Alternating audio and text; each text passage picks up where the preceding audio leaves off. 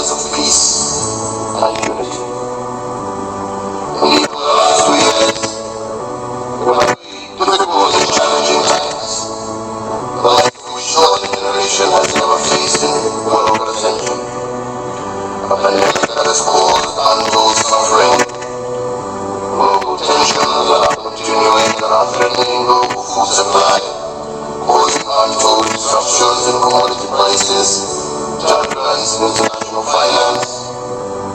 But I think we should all take courage in the knowledge that in the midst of all this, God has given and will give us the grace to endure and to turn some of the challenges into opportunities.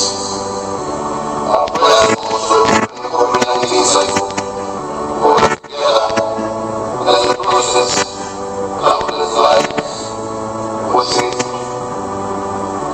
And we also thank the members of the Kenya Prayer Breakfast Fellowship, together with our members of Parliament, for urging us continually over the last decade and for maintaining this tempo of prayer. We will continue in that endeavor, and it is indeed my prayer today that the Lord will bless each and every one of you, keep you all safe, and He continues to bless this loving nation.